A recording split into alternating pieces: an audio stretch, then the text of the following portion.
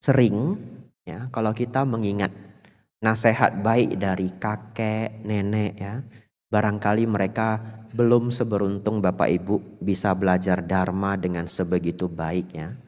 50 tahun yang lalu, 70 tahun yang lalu mau belajar Dharma itu sulit sekali, mau dicari di mana. Betul ya? Yang ada kalau kita pergi ke kelenteng yang ada hanya rupang Buddha, tidak ada yang mengajarkan Dharma. Bapak Ibu Saudara, namun ada satu nasihat yang selalu diturunkan kepada kita oleh kakek nenek kita. Yaitu apa?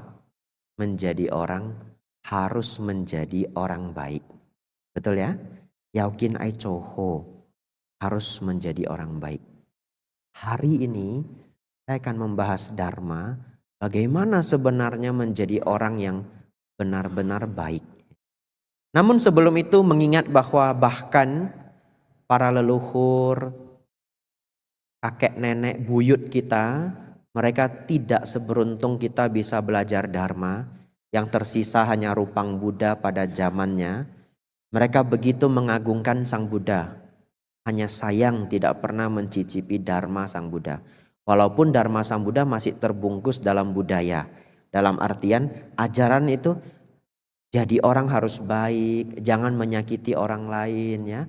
Jangan melakukan apa yang Anda tidak ingin orang lain lakukan padamu. Itu adalah ajaran Buddha. Terbungkus di dalam tradisi ya. Bapak Ibu Saudara,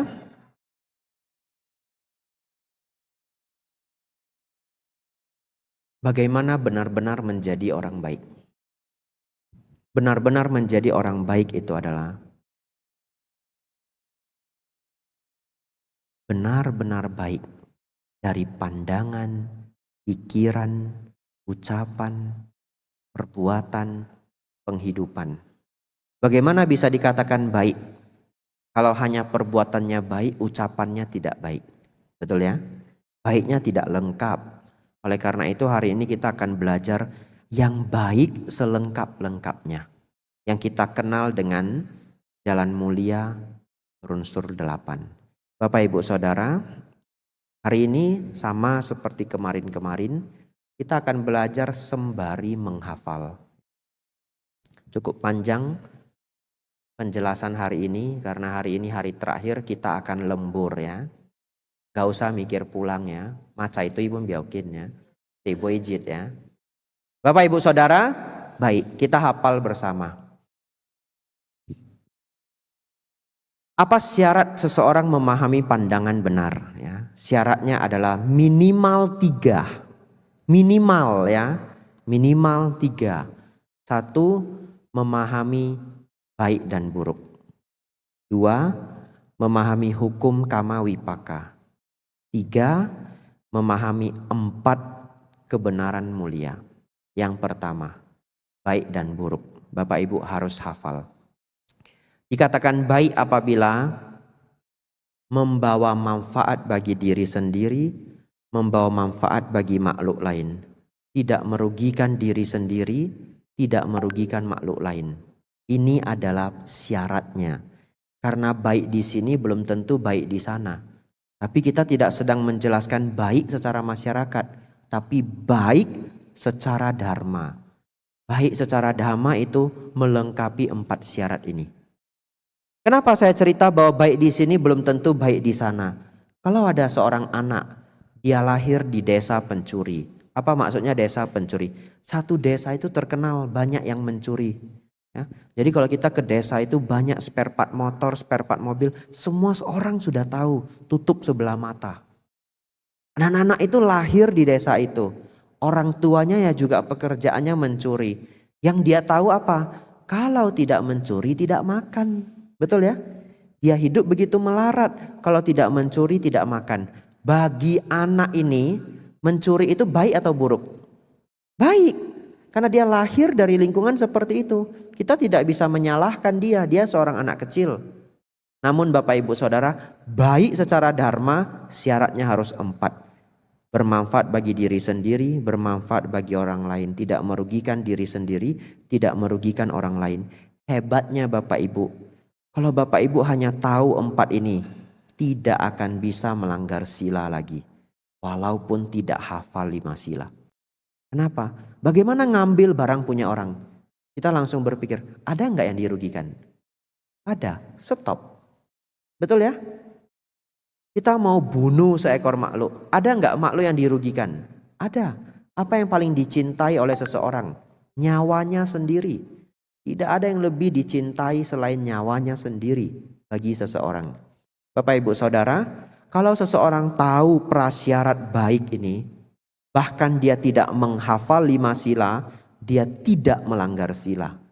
Oleh karena itu, pada awal-awal Sang Buddha mengajar, Sang Buddha hanya mengajar, janganlah berbuat jahat, tambahlah kebajikan, sucikan hati dan pikiran. Tapi kalau seseorang bijaksana, 3 kalimat itu cukup. Dia tidak melanggar sila lagi. Lalu, satu tambahan. Bagaimana kalau orang sebegitu baiknya? Ada temannya sakit, dia beri ginjalnya 1. Saya pernah dengar ada seorang penyanyi sangat terkenal. Waktu itu yang memberitahu saya murid Pak Baja saya. Saya lupa nama penyanyinya. Dia kena penyakit, kemudian 2 ginjalnya itu rusak. Teman baiknya memberikan ginjalnya 1. Siapa nama penyanyinya? Selena Gomez ya. Oke, itu ya. Cari sendiri yang belum kenal ya. Bapak Ibu Saudara, tapi bagaimana kalau seseorang yang masih hidup, sehat, baik-baik saja, aicohosu, ingin berbuat baik, dia beri kedua ginjalnya. Itu tetap adalah perbuatan buruk. Betul? Karena merugikan diri sendiri. Itu sebabnya syaratnya harus 4. Jadi kalau Bapak Ibu berbuat baik, renungkan 4 ini. Jangan sampai berbuat baik sampai merugikan diri sendiri ya. Bermanfaat bagi diri sendiri, bermanfaat bagi makhluk lain. Tidak merugikan diri sendiri, tidak merugikan makhluk lain. Bapak Ibu Saudara, perbuatan buruk itu apa? Gampang, syaratnya 2. Merugikan diri sendiri dan merugikan makhluk lain. Bapak Ibu tahu ini, Bapak Ibu tahu baik dan buruk secara dhamma. Ini syarat pertama harus dipahami, prasyarat pandangan benar. Selanjutnya, memahami hukum kama wipaka. Kita hafal bersama, tidak sulit ya. Kama itu adalah terbagi menjadi karma baik dan karma buruk. Bagaimana rumusannya Bapak Ibu? Seseorang yang berbuat kebaikan, ya, seseorang yang berbuat kebaikan berbuah kebahagiaan. Berbuat kejahatan berbuah penderitaan. Itu saja rumusnya. Ya. Bapak Ibu Saudara, saya ulangi. Berbuat kebaikan berbuah kebahagiaan. Berbuat keburukan berbuah penderitaan. Kebaikan berbuah kebahagiaan, kejahatan berbuah penderitaan. Perbuatan baik berbuah kebahagiaan, perbuatan buruk berbuah penderitaan. Memahami ini Bapak Ibu Saudara adalah memahami hukum karma. Renungkan, resapi.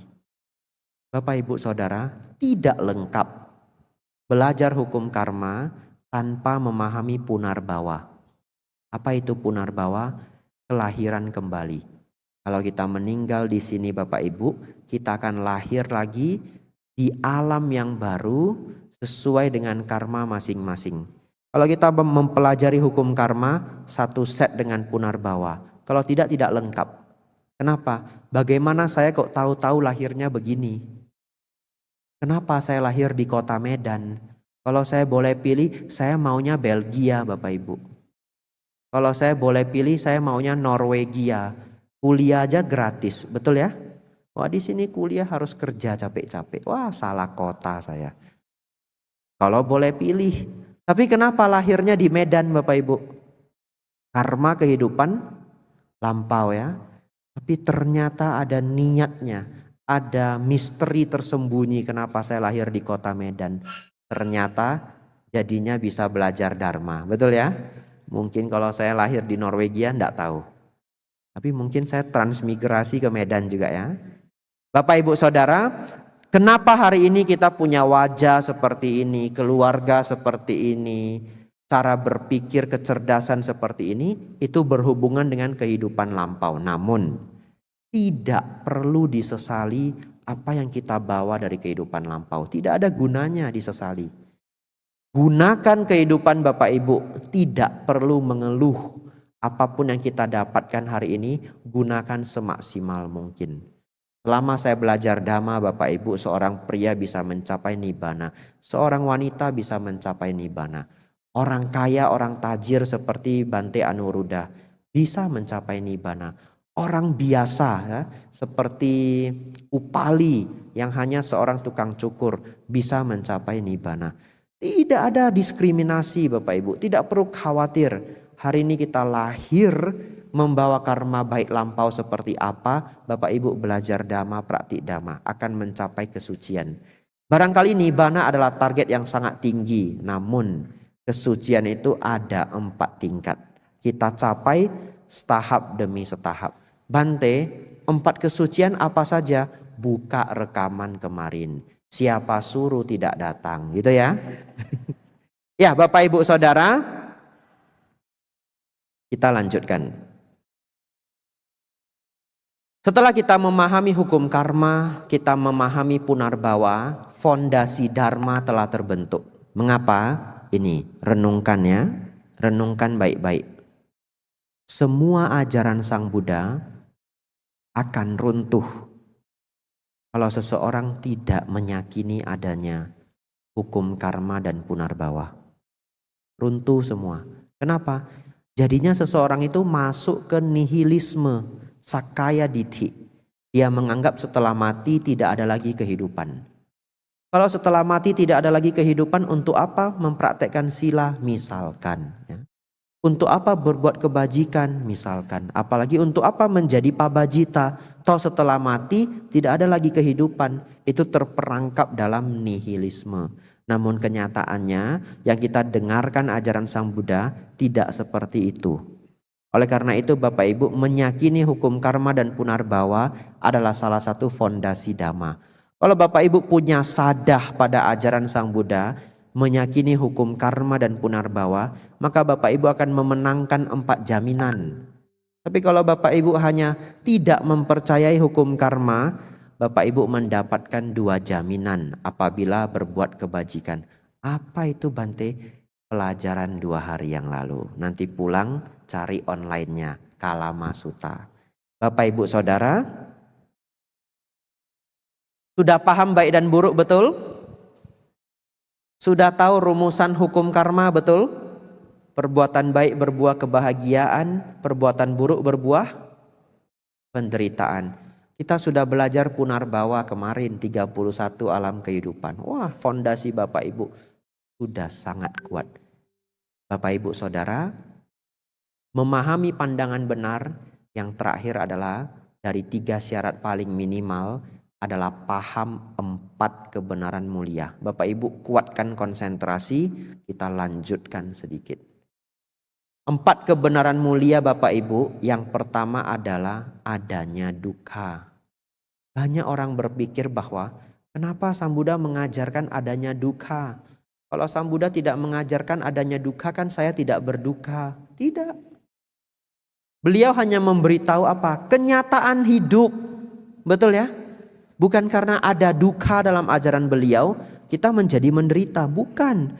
Beliau mengajarkan kenyataan hidup. Apa artinya dukkha? K-nya 2 ya. Bukan dukkha, K-nya 1. D-U-K-K-H-A, bahasa Pali. Artinya penderitaan dan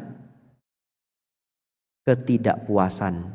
Penderitaan dan ketidakpuasan. Semua kebahagiaan yang masih akan membawa kekecewaan pun adalah dukkha. Renungkan kalimat ini. Semua kebahagiaan yang akhirnya membawa pada kekecewaan pun adalah dukkha. Contoh, berkeluarga, suami istri. Kalau berantem terus Senin sampai Sabtu dukkha. Betul? Tapi ada yang romantis sekali ya. Butuh tiok cetiam ceng pun puasi ya. Lu gimana gitu ya. Baru 1 jam gak ketemu. Tapi akhirnya apakah akan kecewa? Pun akhirnya akan berpisah, betul? Ya, itu membuktikan bahwa ini bukan kebahagiaan yang tertinggi. Karena semua kebahagiaan yang akhirnya membawa kekecewaan pun adalah duka. Namun karena manusia pada umumnya belum mencapai nibbana, tentu kalau disuruh pilih maunya duka atau kebahagiaan ini. Ya bahagia dulu ya. Setidaknya bahagia dulu begitu. Ya itu adalah tahap kita yang belum mencapai nibbana. Setidaknya mempertahankan kebahagiaan itu lebih panjang daripada penderitaan. Tugas Bapak Ibu setiap harinya adalah mempertahankan kebahagiaan hidup dan mempersingkat sebisa-bisanya penderitaan hidup sebelum akhirnya mencapai nibbana. Bapak Ibu Saudara, Sang Buddha mengajarkan kebenaran mulia yang pertama, ada duka. Kenapa Sang Buddha mengajarkan ada duka? Ini poin terpenting Bapak Ibu hafal. Agar umat Buddha menjadi kuat. Agar umat Buddha menjadi orang yang kuat. Kenapa kuat? Bisa menerima kenyataan, betul?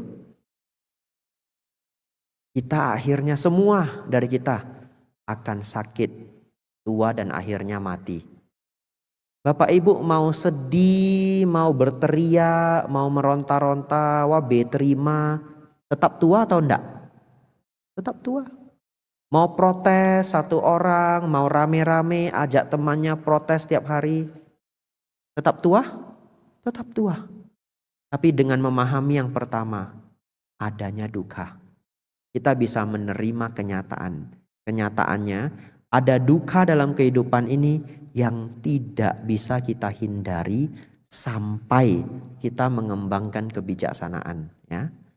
Sakit, tua, bertemu dengan yang tidak disukai, berpisah dengan yang disukai, mati, bahkan lahir kembali pun adalah duka. Karena Bapak Ibu belum bisa mengatasi kelahiran. Bapak Ibu Saudara, kita lanjut ke poin berikutnya. Apa yang menyebabkan duka?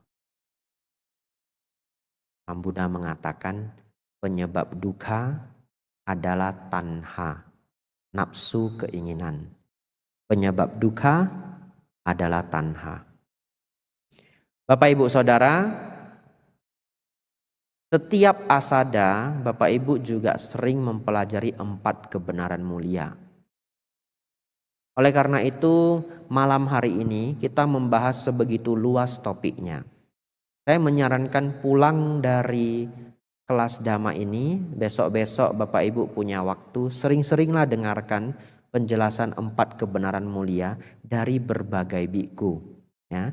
Sehingga Bapak Ibu mendapatkan penjelasan yang jadinya lebih lengkap.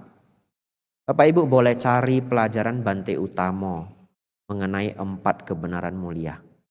Lalu Bapak Ibu boleh dengarkan Bante Santacito. Karena beliau berdua mengajar dengan tipikal yang berbeda. Bante Utamo memberikan penjelasan yang gampang dipahami. Bante Santacito memberikan penjelasan yang cukup tekstual, ya, mengikuti kitab suci. Dan kita membutuhkan keduanya. Ya. Bapak Ibu Saudara, apa maksudnya memahami bahwa penyebab duka adalah tanha? Tanha diterjemahkan sebagai nafsu keinginan. Hari ini saya mengutip poin-poin krusial dalam artian yang belum pernah Bapak Ibu sadari selama ini. Apa maksudnya? Penyebab duka adalah tanha. Maksudnya adalah yang membuat Bapak Ibu berduka pun adalah Bapak Ibu sendiri. Betul ya? Tanha itu apa? Nafsu keinginan. Punyanya siapa? Diri sendiri. Jadi kalau Bapak Ibu telah lenyap nafsu keinginan, tidak ada duka batin. Tidak ada sama sekali. Ya. Tidak ada sama sekali. Kita bisa belajar dari anak kecil. Anak kecil yang masih kecil sekali, mungkin umur 3 tahun. Kalau dia punya permen Bapak Ibu 5, kita ganggu dia, kita ambil 2, kita gertak dia. Wajah ya. Ada yang sampai nangis Bapak Ibu. Betul ya? Kenapa dia nangis? Karena dia tidak tahu kalau itu gertakan. Karena dia menganggap bahwa 5 permen itu adalah segalanya baginya. Tapi setelah dia lebih dewasa, kita ambil 2 permennya, dia juga sudah nggak nangis lagi. Kenapa? Mungkin dia sudah tahu itu hanya gertakan. Atau dia sudah tahu permen tidak semahal itu, betul? Tapi apa yang membuat dia dulu begitu menangis? Dirinya sendiri, karena belum paham dunia. Lalu apa yang sering membuat kita berduka Bapak Ibu? Diri kita sendiri, karena belum paham dharma. Ya. Jadi Bapak Ibu Saudara, kemarin saya cerita, kalau Bapak Ibu Saudara belajar dharma, dosa loba moha pelan-pelan akan berkurang. Dosa loba moha pelan-pelan akan berkurang. Tapi satu ciri lagi yang sangat luar biasa. Kalau Bapak Ibu rajin belajar dharma, duka batin Bapak Ibu pelan-pelan akan berkurang. Dan itu jelas sekali. Kalau dulu Bapak Ibu mobilnya itu baret, parkir di tempat yang tidak dijaga, baret ya. Apalagi mobil baru ya, becak bekun celepai ya. Ya, tidak bisa makan, tidak bisa tidur seminggu, tidak rela. Apalagi BK masih merah ya. Sekarang mobil baru masih BK merah enggak? Sudah ganti ya? Nah, saya sudah enggak hafal warna apa ya. Ya, Bapak Ibu Saudara, tapi kalau kita sudah belajar dharma cukup lama, satu ketika mobil kita baret. Tetap sakit hati ya sakit hati, cuma sehari ya. Sudahlah, soalnya lah mikiabe memang tuh epai ancole. Betul ya? Ya, Bapak Ibu amplas, Bapak Ibu pilok. Bapak Ibu Saudara, semakin Bapak Ibu belajar dharma, semakin berkurang duka. Ada seorang umat Buddha, dia cerita, Bante, dulu saya belum belajar dhamma. Kalau saya dengar istri saya marah, kepala sakit sekali. Tahu cintinya. Lalu dia belajar dhamma Bapak Ibu. Setelah dia ikut retreat yang cukup panjang dan bermanfaat, selesai itu pulang. Lalu istrinya kalau marah-marah gimana? Wah, dia sudah bisa mendengar kemarahan istrinya dan batin tidak begitu bergejolak. Cerita ke saya, Tong Kim Bante i ai liam mai chap xiao i. Ya. Luar biasa ya, kemajuan ya. Jadi Bapak Ibu bisa rasakan itu kalau Bapak Ibu rajin belajar dharma, dicela duka kita berkurang ya. Kalau dulu akan marah sekali, ego berkurang. Gimana tahu ego berkurang? Kalau dulu tidak dihargai sedikit saja, orang tidak manggil kita saja sudah uring-uringan ya. Apalagi kalau dikata-katai, dikritik yang merujuk pada ketidakhormatan. Tapi kalau Bapak Ibu sudah belajar dharma ya sudah enggak apa-apa. Orang akan hormat kita, tidak hormat kita itu di luar kuasa kita, betul? Di luar kuasa kita. Kita tidak bisa ngatur orang lain mau menghargai kita atau tidak. Tapi kalau itu adalah anak sendiri, sepupu, keponakan sendiri, Bapak harus ajari. Bapak Ibu harus ajari ya. Kok dia lewat, tidak manggil, nanti pas makan kasih tahu dia. Ketemu orang tua harus manggil. Itu kesopan santunan. Bukan gila hormat. Tapi mengajarkan sopan santun. Harus dibedakan itu. Jadi Bapak Ibu Saudara, kalau satu hari Bapak Ibu tidak dihormati, latihanlah, tidak perlu iritasi. Tapi kalau hal itu harus diubah, Bapak Ibu adalah guru, Bapak Ibu adalah atasan, Bapak Ibu adalah orang tua, tetap memberitahu mereka. Tapi cara mengajarkannya dengan kebijaksanaan. Cari waktu yang tepat, diberitahu. Bapak Ibu Saudara, tanha, nafsu keinginan adalah sumber duka. Itu artinya semua duka yang kita alami problemnya ya kita sendiri yang buat. Namun ya untuk memahami ini prosesnya itu pelan-pelan. Bapak Ibu Saudara, yang ketiga, ada jalan, ada lenyapnya duka. Artinya Sang Buddha memberitahu kita bahwa duka yang kita alami saat ini itu benar-benar bisa lenyap semuanya. Dan itu adalah informasi Bapak Ibu. Kita belum mencapainya. Namun akan kita praktekkan pada tahap keempat. Bapak Ibu saudara-saudari, tahap pertama sampai tahap ketiga, 4 kebenaran mulia. Mari kita hafal supaya tidak lupa. Nomor 1 apa? Adanya duka. Memahami ini membuat kita menjadi kuat, bisa menerima kenyataan. Yang kedua, tanha adalah sumber duka, betul? Nafsu keinginan. Menyadari ini kita tahu yang membuat kita berduka bukan tetangga, bukan adik kakak. Yang membuat kita berduka diri kita sendiri. Kurangi tanha, dosa loba moha, masalah akan berkurang.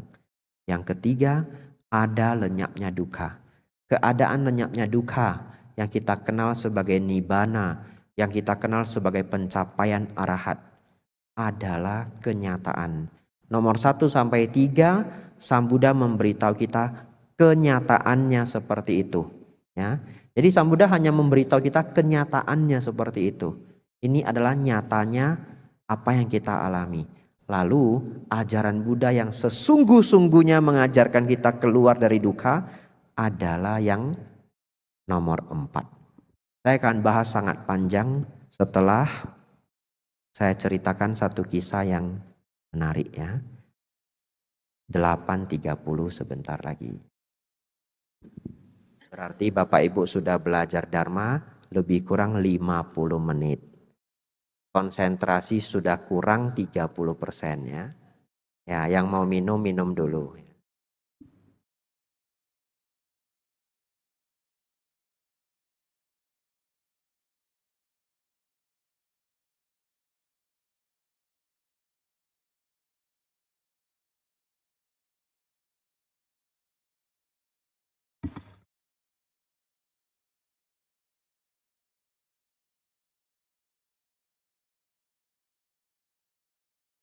Bapak Ibu Saudara,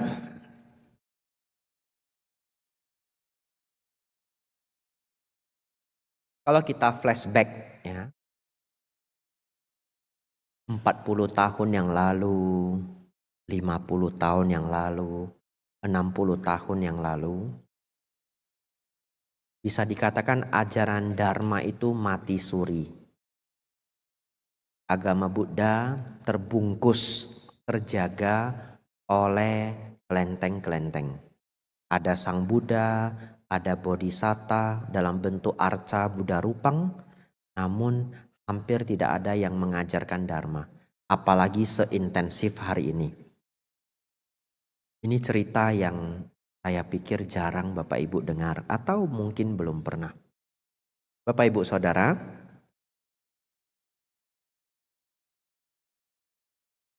saya ingin menceritakan perjuangan-perjuangan para bante-bante senior yang pernah saya dengar ya. Saya pun tidak ada di zaman itu, tapi ini yang saya dengar. Agar setelah kita mendengar ini, kita jadi bisa mengetahui dan memunculkan rasa bahagia, rasa syukur ya, bahkan rasa kagum bahwa hari ini kita bisa belajar Dharma dengan baik adalah berkat perjuangan para bante-bante senior. Bapak Ibu Saudara, 50 tahun yang lalu, wihara pun apalagi yang Theravada hampir tidak ada. Ya.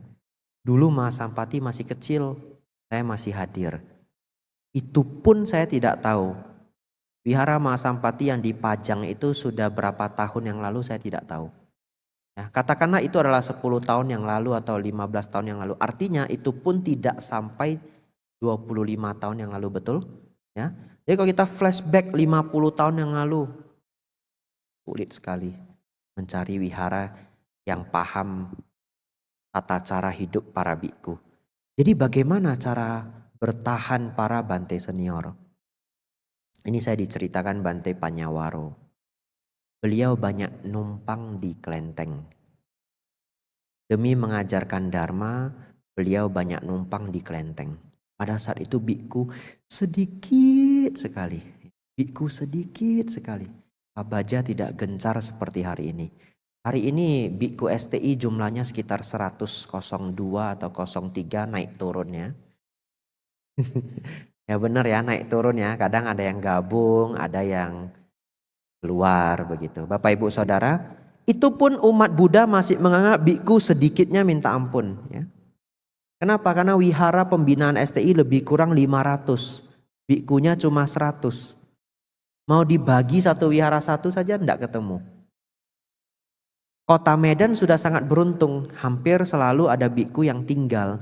Tapi banyak wihara-wihara di luar sana setahun cuma mengundang biku 1 atau 2 kali. Beneran. Jadi setahun ketemu para biku 1 atau 2 kali.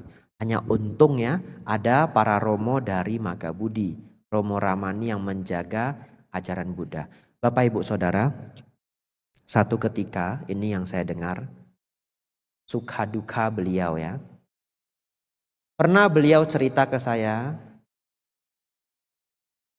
beliau harus berpindah dari satu kota ke kota yang lain. Tapi tidak ada yang jemput. Akhirnya bagaimana? Beliau jalan kaki Bapak Ibu. Jauh sekali. Beliau jalan kaki untuk kembali ke Wihara Mendut dari kota lain. Lalu beliau jalan sampai tengah jalan. Ada bus yang tiba-tiba berhenti. Pak, naik Pak, naik. Beliau mau naik tapi bayarnya pakai apa? Betul ya, mau naik tapi tidak bisa naik gitu. Lalu kerneknya bilang, naik Pak, naik. Akhirnya beliau ingat, beliau mendapatkan dana dari umat seikat pensil. Ya, seikat pena atau pensil saya lupa. Katakanlah seikat pena ya. Seikat pena Bapak Ibu. Beliau keluarkan dari Yam. Mas, bayar pakai ini boleh. Pakai pen. Untung kerneknya baik. Nggak apa-apa Pak, naik aja. Tidak usah bayar. Tidak gampang Bapak Ibu ya. Perjuangan beliau mengajar dari satu tempat ke tempat yang lain. Satu lagi cerita. Saya dengarnya saja tidak sanggup. Dengar aja tidak sanggup. Satu ketika beliau pernah mengajar di desa yang jauh. Jauh sekali. Sampai di sana ya beliau mengajar seperti biasa. Lalu beliau diantarkan air minum. Bapak Ibu Saudara, air minumnya keruh. Seperti air sungai yang cuma digodok. Air sungai yang direbus. Mungkin air di sana memang keruh. Mau diapakan juga enggak bisa jernih. Tapi mereka rebus gitu. Karena pas datang airnya panas. Tapi keruh. Nah, ancoho. Bolim cuita. Nah, limpo cesi. Nah, gimana ini? Nggak minum, haus. Kalau diminum nanti setengah mati ya. Saking hausnya beliau minum juga. Kita bayangkan aja nggak sanggup ya. Apalagi menjalani. Setelah itu selesai dari sana beliau demam. Lalu batuk 1 bulan. Pernah lagi duka beliau seperti ini. Saya pernah mengalami tapi versi yang gampang. Beliau mengajar di satu tempat, kursinya ini adalah kursi rotan. Tidak tahu beliau mengajar di mana, di desa pokoknya. Kursinya adalah kursi rotan. Karena jarang ada biku yang hadir, maka kursi itu hampir tidak pernah dipakai. Ya, ini sama seperti nasib biku. Saya kalau ke wihara desa di mana-mana itu kuti jarang dipakai. Setahun mungkin hanya dipakai 1-2 kali, betul? Iya, jadi kalau malam kita mau istirahat di desa itu tidak seperti kota yang terang. Kalau sudah malam semua umat hilang. Jadi wihara itu benar-benar tersisa saya. Kamar itu dipakai mungkin setahun cuma 1-2 kali. Apa yang terjadi? Kadang-kadang kalau sudah malam rasanya rumah itu kosong. Tapi kok di depan pintu ada yang ngobrol. Nah silau ya. Nah, Bapak Ibu belum pernah rasakan ya. Nah ancoho cele ya. Sabe, sata, bawantu, sukitata. Betul ya? Ya. Cuma saya sudah kebal, biar aja ngobrol ya. Mereka ngobrol di luar, saya tidur. Begitu ya. Ya, jadi Bapak Ibu itu balada para biku. Jadi Bapak Ibu Saudara, ini kursi-kursi rotan Bapak Ibu. Lama sudah tidak dipakai. Ternyata ada kutunya. Kutunya naik semua. Beliau harus bertahan mengajar Dharma. Sembari ini kaki gatal semua. Biasanya kalau baju pakaian itu terkena kutu, obatnya itu adalah direbus. Tapi biku ndak boleh membunuh, betul ya? Kasihan kalau kutu itu direbus. Akhirnya bagaimana? Selesai ceramah belum bisa istirahat. Buka jubahnya, cari pelan-pelan, cari kutunya satu demi satu. Kalau ndak besok ndak bisa dipakai. Cincin ciak ko ya. Cincin ciak ko. Tidak gampang Bapak Ibu. Demi berkembangnya Buddha Dharma. Saya pernah mengalami ini tapi versi sangat gampang. Ya 1% dari penderitaan kutu. Saya pernah mengajar di satu kota. Di bawah sini nggak tahu kenapa nyamuknya banyak minta ampun. Pantesan disediakan minyak kayu putih di sini. Tapi saya nggak ada pengalaman. Ceramah sudah dimulai. Kan nggak mungkin saya stop untuk banyak ya aneh cebang bawa pek cayu sehingga kan tidak mungkin ya. Sudahlah, bersabarlah. Saya 2 kali mengalami itu ya. 1 kali lagi itu wihara. Acaranya adalah meditasi bersama. Jam 7 sampai jam 8.30. Instruksi setengah jam, meditasi 1 jam. Tidak tahu kenapa. Ya semogalah yang mendengar, saya tidak sebut nama wiharanya. Tapi kalau pemilik wiharanya nonton online ini bagus juga, tolong diperbaiki. Ya, ini bohong leo ini ya. Selama meditasi nyamuknya banyak sekali. Gimana meditasi ya? Saya duduk di depan tegak. Baru saya ajari meditasi Bapak Ibu harus tegak. Apapun gangguan abaikan. Si leo kok wayang kong lo. Nah ya. Apapun gangguan abaikan. Saya di depan Bapak Ibu yang hadir sedikit.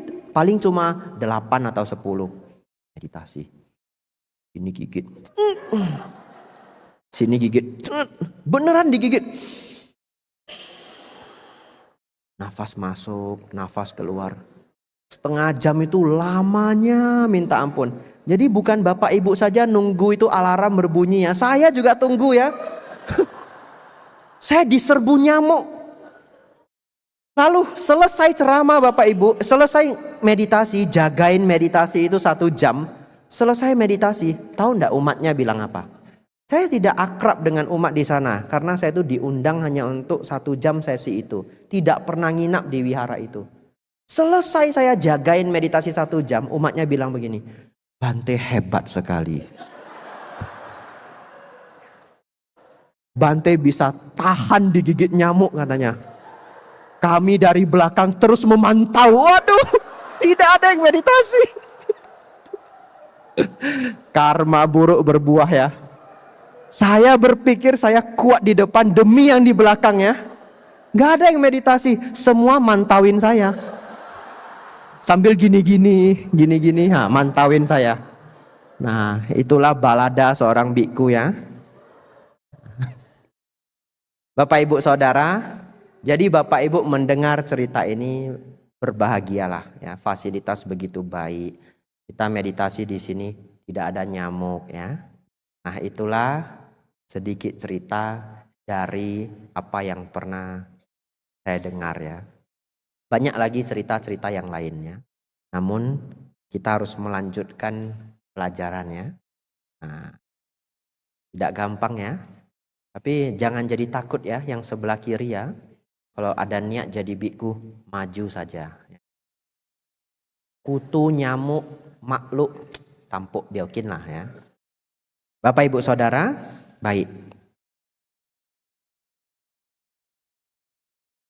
Flashback sedikit ya. Kita sudah belajar baik dan buruk. Kita sudah belajar apa itu hukum karma. Kita sudah belajar punarbawa. Lalu kita sudah belajar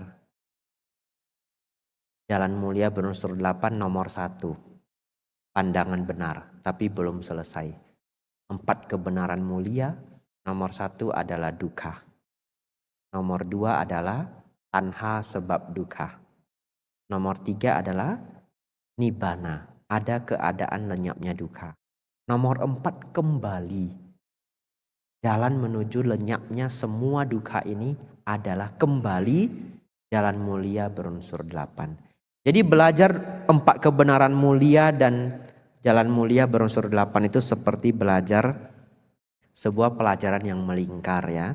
Kalau kita bahas 4 kebenaran mulia, ketemunya jalan mulia berunsur 8. Bapak Ibu Saudara, kita lanjutkan. Wah, sudah mau jam 9 ternyata ya. Tapi masih kuat semuanya ya. Setelah dengar cerita balada seorang biku ya. Cincin Jakho ya. Bapak Ibu Saudara, jalan mulia berunsur 8 itu kita harus hafal. Nomor 1, pandangan benar. Kalau pandangan belum benar, yang lain itu belum bisa benar. Ya, saya ulangi satu kalimat yang sangat penting. Tidak ada meditasi benar tanpa 7 faktor pendukung di bawahnya. Apa 7 faktor pendukung di bawahnya? Pandangan benar, pikiran benar, ucapan benar, perbuatan benar, penghidupan benar, usaha benar, sati benar. Baru ada samadhi benar. Ya, meditasi benar itu nomor berapa? Nomor 8. Sang Buddha mengatakan tidak ada meditasi benar tanpa 7 faktor di bawahnya. Pikiran benar sampai sati benar. Yang penasaran silakan dicatat. MN spasi 117. Majjhima Nikaya 117. Maha Tatari Saka Sutta. Nanti pulang baca sendiri. Bapak Ibu Saudara, kalau pandangan sudah benar, tahu baik dan buruk, tahu hukum karma wipaka, punarbawa, 4 kebenaran mulia, muncullah pikiran benar. Ya. Apa itu pikiran benar? Gampang sekali. Pikiran benar itu adalah pikiran yang diliputi oleh metta. Pikiran yang diliputi oleh metta. Sebenarnya kata metta itu sudah mewakili karuna dan mudita. Sebenarnya bagaimana kita bisa metta kalau tidak ada mudita? Betul ya? Orang kalau sudah metta batinnya, karuna dan mudita itu muncul mengikuti. Kalau UPK harus melalui latihan samadhi. Ya. Bapak Ibu Saudara, pikiran benar syaratnya adalah yang jauh dari dosa loba moha dan bercita rasa metta. Bapak Ibu hafal ini, apalagi yang mengajar dharma, jadi tahu gampang sekali menjelaskan. Karena kalau kita tidak hafal, kita tiba-tiba bisa lupa. Kadang murid sendiri, anak sendiri, pama, pandangan benar, pikiran benar, bedanya apa? Ayo sih begitu. Ya, Bapak Ibu hafal, pandangan benar itu tahu baik buruk hukum karma wipaka dan 4 kebenaran mulia. Pikiran benar itu yang diliputi oleh metta. Ya, Bapak Ibu Saudara, kemudian ucapan benar nomor 3. Ucapan benar Bapak Ibu sama yang diliputi oleh metta. Karena apa yang kita ada dalam pandangan menjadi pikiran. Apa yang kita pikirkan menjadi ucapan. Namun ucapan benar ini dipertegas oleh Sang Buddha. Yang tidak melanggar musawada. Jadi ketika kita mengingat ucapan benar, ingatlah tidak melanggar musawada. Musawada itu ada 4 Bapak Ibu. Bukan hanya tidak berbohong, namun tidak berkata kasar. Tidak memfitnah, tidak mengadu domba, dan satu lagi tidak gosip yang buruk. Bapak Ibu jangan sepelekan nomor 2 yang terakhir. Sangat sulit untuk dipraktekkan ya. Coba Bapak Ibu bayangkan, kalau teman kita curhat orang yang dia benci, kalau kita tidak hati-hati, kita ikut marah. Oh tuh kak lu kong lewa, hilang tuh memang aneh ya. Kayak sim kau puasia. Betul ya? Kalau Bapak Ibu tidak sadar, lama-lama Bapak Ibu lanjutkan bisa menjadi mengadu domba. Jadi kalau Bapak Ibu sudah sadar, stop. Ya, memang bisa muncul dalam kehidupan sehari-hari kita nggak sadar, stop. Sudah, kalau sudah terpeleset sedikit setidaknya stop, jangan dilanjutkan. Jadi belajarlah untuk tidak mengadu domba siapapun. Kalau teman cerita dia disakiti siapa begitu, kasih nasihat-nasihat yang baik ya, yang mendinginkan hati. Gosip yang buruk juga sama ya. Cerita hal-hal yang merugikan orang lain. Bapak Ibu Saudara, mengingat ucapan benar, ingatlah tidak melanggar 4 musawadah. Kata kasar, memfitnah, mengadu domba, gosip yang buruk. Selanjutnya, perbuatan benar. Perbuatan benar itu adalah perbuatan yang didasari oleh metta, karuna dan mudita, serta juga UPK agar menjadi lengkap. Namun yang paling jelas adalah metta. Perbuatan benar Bapak Ibu yang tidak melanggar Pancasila. Ya, tidak melanggar Pancasila dan bermanfaat bagi makhluk lain. Contohnya apa? Contohnya adalah berdana. Berdana itu adalah berbuat kebaikan. Berdana itu tidak hanya uang. Kebetulan kata dana dalam bahasa Indonesia sudah jadi uang. Tapi kata dana dalam bahasa Pali adalah kebajikan. Hanya digunakan oleh bahasa Indonesia adalah uang. Sehingga umat Buddha sering menganggap berdana itu hanya pikirannya uang.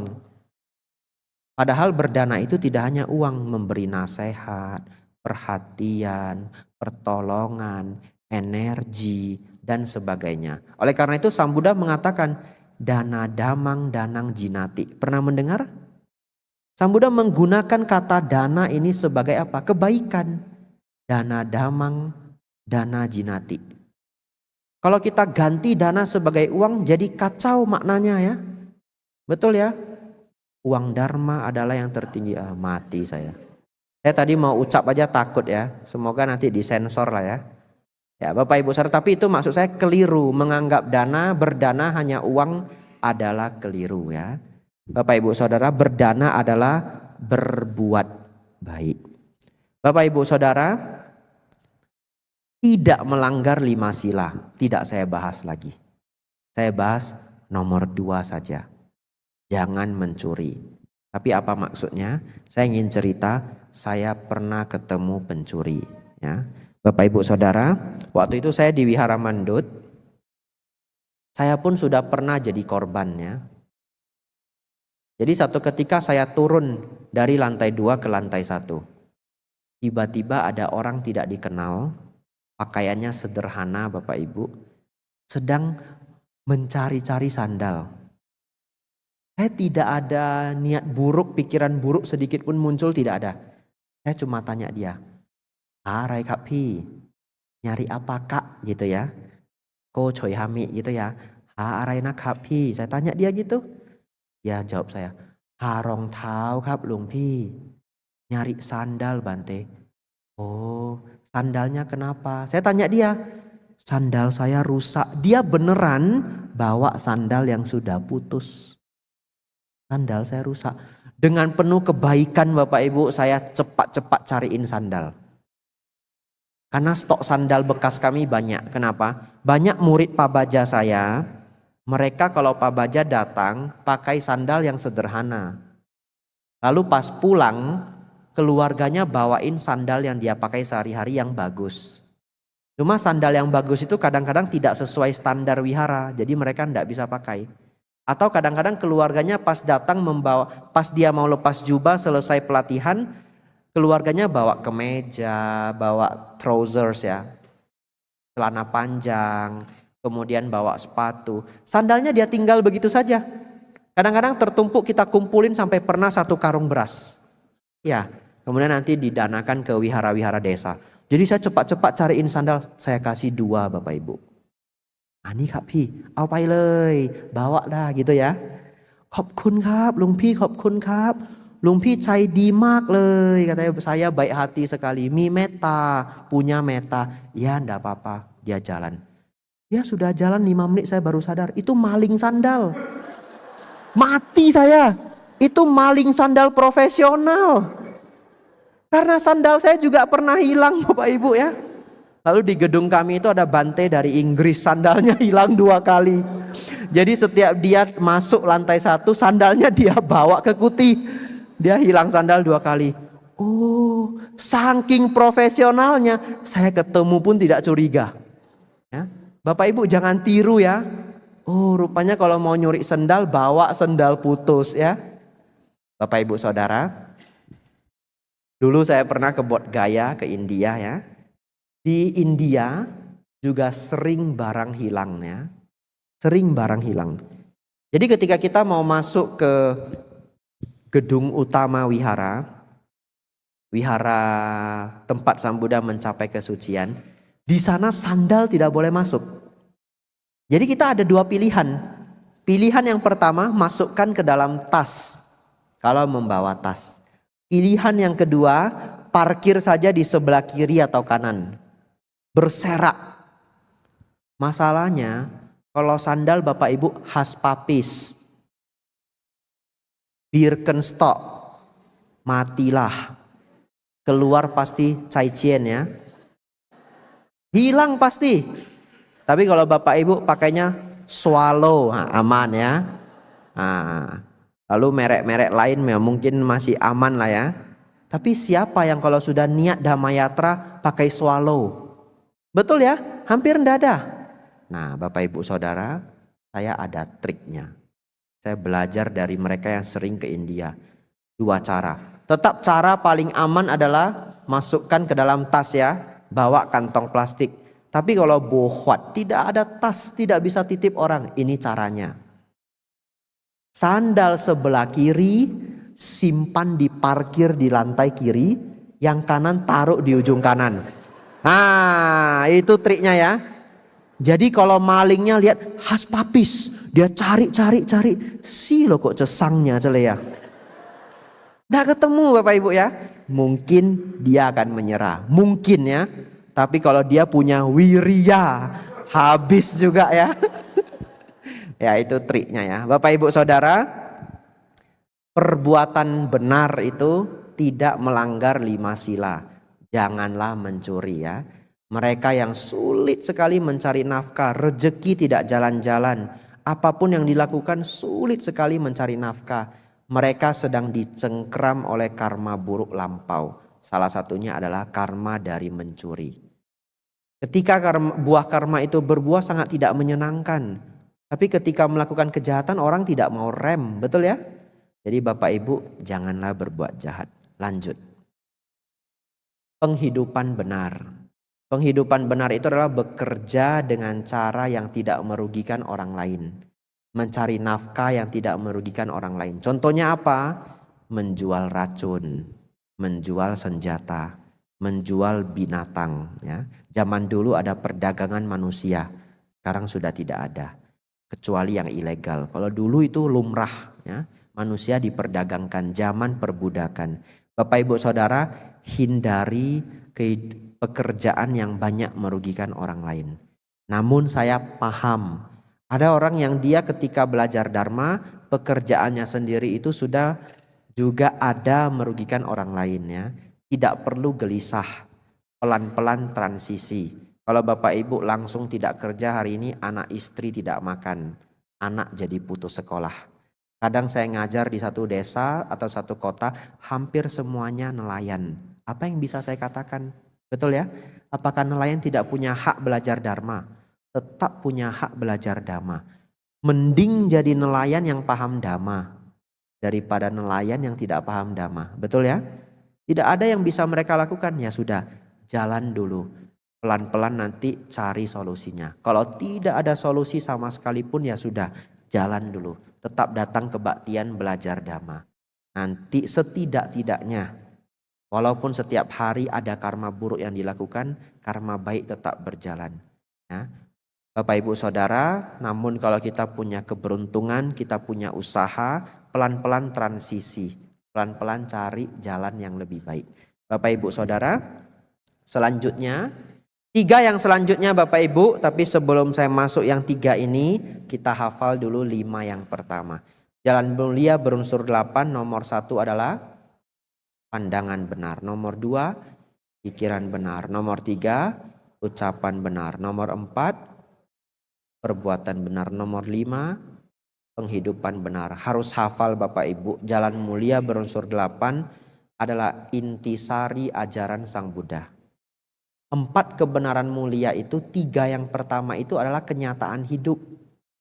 Intisarinya ada di nomor 4. Betul ya?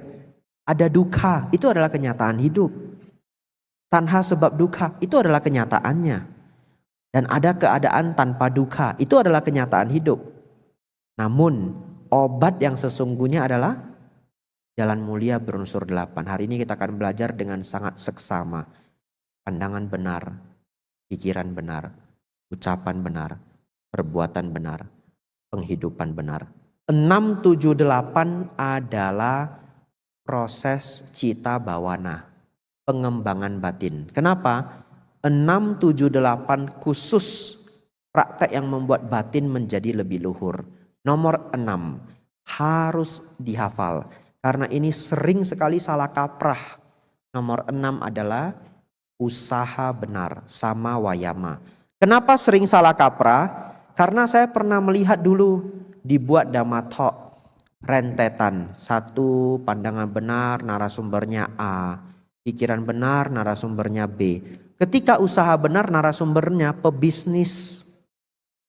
Karena dianggap itu usaha benar adalah bisnis benar. Yang ngajar ekonom, orang yang pintar berbisnis. Bapak Ibu Saudara, bukan demikian.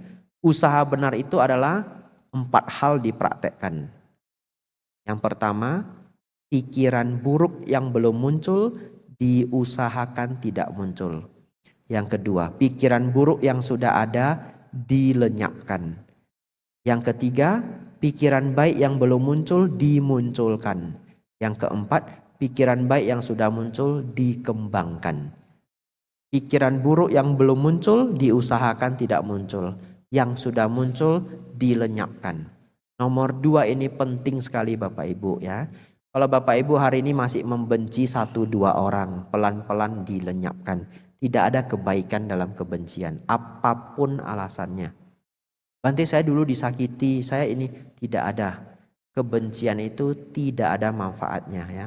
Kalau Bapak Ibu sudah belajar dharma sedemikian lama, tapi 1 orang ini Bapak Ibu benci sekali, 2 orang ini Bapak Ibu benci sekali. Bagaimana praktek dhamma? Sabe sata bawantu sukitata. Semoga semua makhluk hidup berbahagia kecuali dia. Iya toh?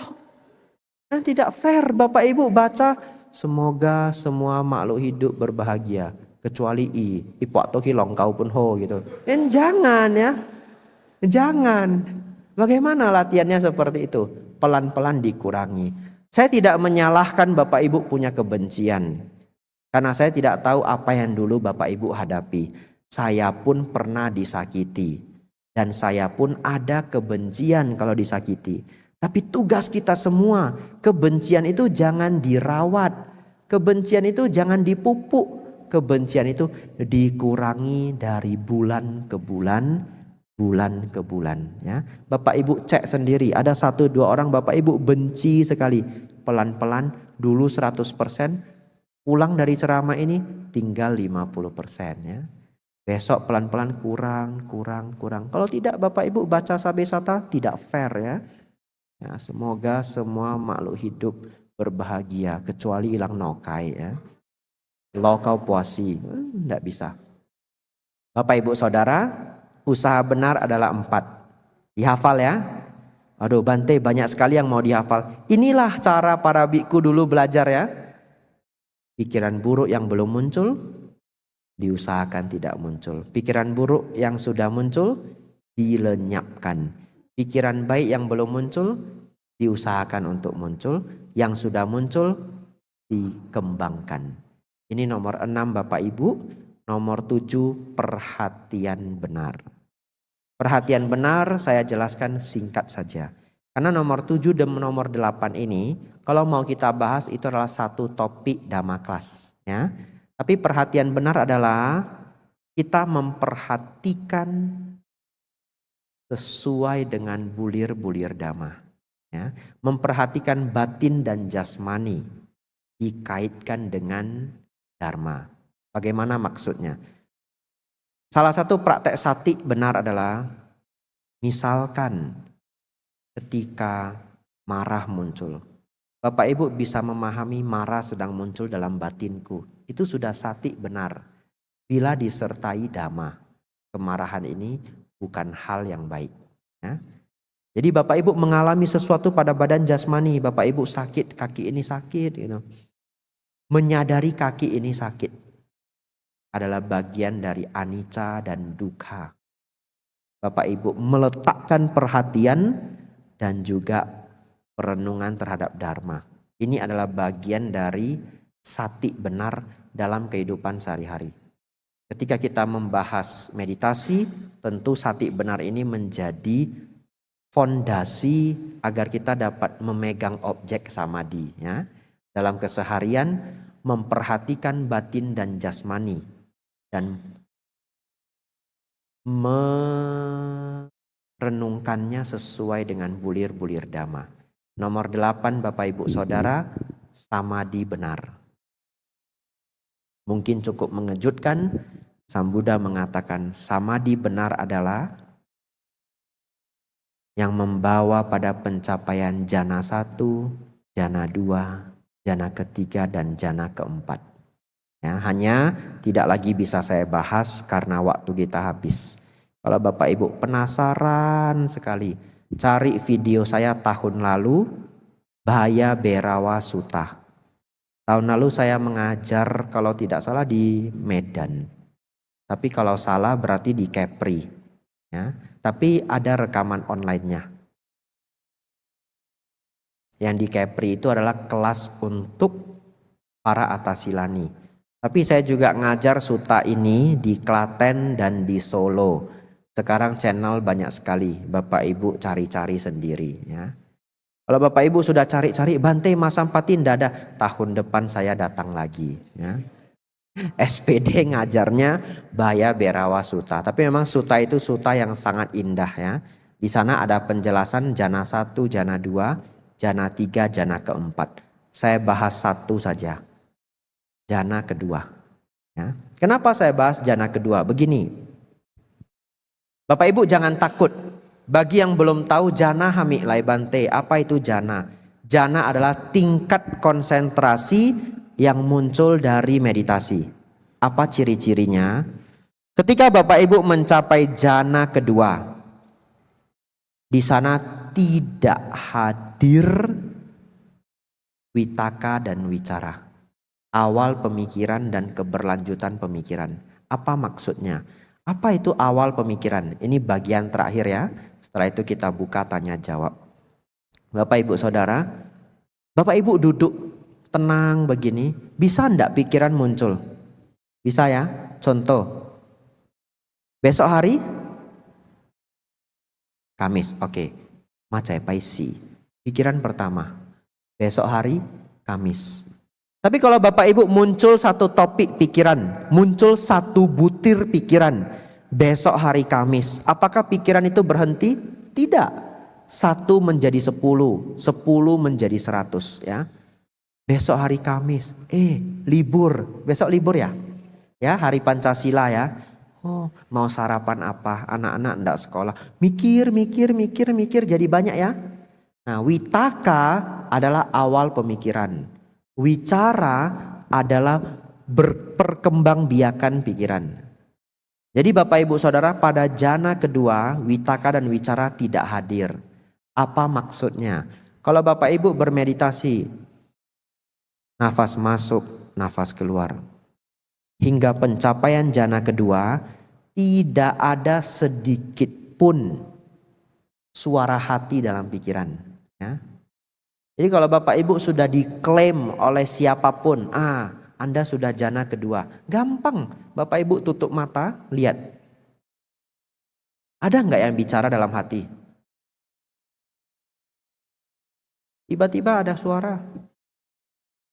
Kam kompor lah boy. Itu. Belum jana kedua ya. Masih bertanya, sudah tutup kompor belum ya? Belum jana kedua. Jadi Bapak Ibu Saudara, pencapaian jana kedua adalah lenyapnya witaka dan wicara. Walaupun Bapak Ibu belum membahas 4 ini, tahu yang ini, Bapak Ibu jadi tahu ciri-ciri samadhi yang maju. Samadhi yang maju itu batin menjadi tenang, ya. Ributnya batin ini berkurang. Dan kalau Bapak Ibu mencapai jana kedua, benar-benar batin menjadi diam untuk pertama kali dalam hidup Bapak Ibu Saudara. Karena Bapak Ibu batinnya tidak pernah diam. Betul ya? Diam. Diamnya batin pada pencapaian jana kedua ini, buku-buku lama itu menerjemahkannya sebagai kediaman para Arya. Tapi karena salah kaprah jadinya menganggap kediaman ini adalah tempat. Betul ya? Harusnya adalah Aryan silent. Kalau tahu silent langsung tahu diamnya para suciwan. Pencapaian jana kedua adalah diamnya pikiran di dalam batin. Bagaimana jana pertama Bante? Melemah. Ya, jadi suara-suara hati yang biasanya ribut ini melemah menjadi sedemikian lemah. Bapak Ibu Saudara, kalau Bapak Ibu batinnya ribut, suka atau duka? Duka. Buktinya apa? Mau tidur enggak bisa. Betul ya? Simluan, mau tidur enggak bisa. Kebalikan dari itu adalah melemahnya witaka dan wicara. Jadi Bapak Ibu hari ini tahu melemahnya witaka wicara dalam bahasa Pali artinya apa? Batin yang ribut tidak berhenti ini melemah tapi masih ada. Pada jana kedua lenyap. Jadi Bapak Ibu Saudara, sama samadhi adalah sinonim dengan pencapaian jana 1, jana 2, jana 3, jana keempat. Artinya apa? Samadhi itu membawa pada konsentrasi yang lebih tinggi, batin menjadi damai. Itu menjadi ciri Bapak Ibu bisa mengetahui meditasi yang baik. Bapak Ibu Saudara, selanjutnya kita akan tanya jawab, namun akan saya tutup dengan memberi rekapitulasi. Aduh, mau cari bahasa susahnya, tidak keluar witakanya ini. Rekap ya, rekap ulang ya. Bapak Ibu Saudara, hari ini kita belajar baik dan buruk, hukum kama wipaka, 4 kebenaran mulia. 4 kebenaran mulia di dalamnya nomor 1, duka. Nomor 2, tanha sebab duka. Nomor 3, nibbana lenyapnya duka. Nomor 4, jalan mulia berunsur 8. Di dalamnya ada 8 apa saja? 1, pandangan benar. 2, pikiran benar. 3, ucapan benar. 4, perbuatan benar. 5, penghidupan benar. 6, usaha benar. Usaha benar dalamnya apa? 1, pikiran buruk yang belum muncul diusahakan tidak muncul. Pikiran buruk yang telah muncul dilenyapkan. Pikiran baik yang belum muncul diusahakan untuk muncul. Pikiran baik yang telah muncul dilenyapkan.